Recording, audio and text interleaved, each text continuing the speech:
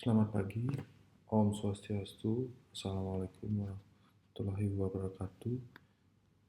Terima kasih atas kesempatan yang diberikan kepada saya. Saya ingin memaparkan studi kasus yang saya buat mengenai e-learning pengawasan mutu pembangunan bangunan gedung yang berjudul yaitu pengawasan mutu pembangunan gedung pada tahap operasi dan maintenance pembangunan bangunan gedung dan kawasan kantor Kementerian Koordinator 3 di Kabupaten Penajam Pasar Utara, Provinsi Kalimantan Timur.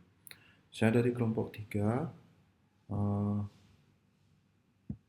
dengan nama Ibtu Agus Adinata dengan NIP P3K 1986 0804 2024 211002. Pendahuluan. Pembangunan bangunan gedung merupakan bagian penting dalam mendukung pertumbuhan ekonomi, sosial, dan lingkungan berkelanjutan.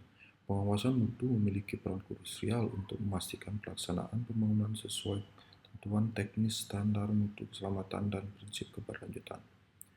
Studi kasus ini bertujuan untuk menelaah permasalahan yang muncul di lapangan, menguraikan dampak, dan menyusun langkah pengendalian serta rekomendasi pengawasan mutu. Maksud dari tujuan tugas ini yaitu mengidentifikasi permasalahan pengawasan mutu pembangunan bangunan gedung, dan yang kedua menjelaskan risiko dan dampak permasalahan yang dialami. Kemudian yang ketiga menyusun strategi pengendalian mutu, dan yang keempat memberikan rekomendasi teknis pengawasan.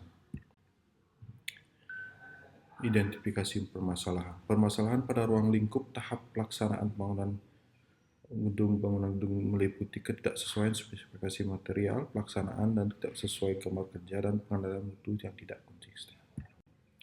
Kemudian, profil lukis dari studi kasus ini yaitu lokasi proyek Kabupaten Penajam Pasar Utara, Provinsi Kalimantan Timur dengan nilai kontrak 902 miliar 579.775.000 rupiah, yaitu pada APBN tahun 2022 sampai 2024. Pelaksanaan dilaksanakan pada tanggal 2 Januari 2023 sampai dengan 31 Desember 2024. Dan metode pelaksanaan yang dipakai yaitu metode desain dan build.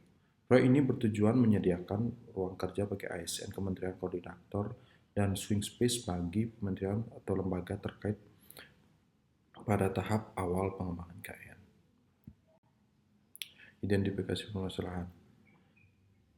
Identifikasi permasalahan yang ditemui terletak pada defect list yang telah dibagikan pada hasil proyek tersebut, yaitu permasalahan yang dapat ditemukan antara lain plafon retak yang bocor di beberapa area, dinding bekas pencakar dari MUT belum dicabut, floor drain yang buntu, engsel kunci, rope hook, kubikel toilet yang belum terpasang dan berkarat, permukaan plafon tidak rata, lubang yang belum ditutup, kemudian partisi kubikel toilet belum terpasang, cat dinding yang belum rata, merembes di area fasad, wallpaper dan grill yang tidak dan kebocoran yang bagi ruangan toilet. Dan risiko dan dampak yang dialami, yaitu risiko dan dampak dari permasalahan tersebut meliputi penurunan estetika dan kualitas fungsi bangunan gedung, kemudian potensi kerusakan lebih lanjut akibat rembesan air, ketidaknyamanan pengguna ruang, peningkatan risiko keselamatan kerja, dan penundaan operasi ruang, dan peningkatan biaya perbaikan. Kemudian strategi pengendalian mutu. Strategi pengendalian mutu yang dapat dilakukan yaitu penerapan SNKK sesuai dengan Permen PU nomor 10 tahun 2021. Rencana keselamatan konstruksi atau RKK meliputi identifikasi bahaya, penilaian risiko, dan pengendalian peluang, pemeriksaan berkala mutu dan keselamatan oleh konsultan manajemen konstruksi, pengujian material dan approval material sebelum pekerjaan, pelatihan keselamatan kerja, simulasi darurat, pemeriksaan berkala kesehatan pekerja, pelaksanaan program 5R yaitu Reduce, Recycle, Replace, dan Replan di lingkungan proyek. Kemudian, penutup dan rekomendasi, pengawasan mutu yang profesional dan berkelanjutan menjadi kunci keberhasilan pembangunan gedung sesuai standar teknis dan keselamatan.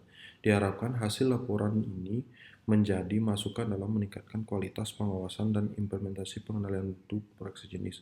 Adapun rekomendasi yang bisa dilakukan antara lain, perbaikan segera pada area letak bocor dan pengujian ulang kebocoran sebelum serah terima, penyelesaian instalasi kubikel toilet dan pengecekan hardware atau engsel kunci hook, penanganan rembesan dan retakan dinding dengan sealant dan pelapisan atau popping tambahan, peninjauan dan pengujian ulang fungsi drainase dan floor drain di area basement dan toilet, dan peningkatan kontrol mutu dan inspeksi harian dan dokumentasi progres disertai checklist dari mutu setiap pekerjaan.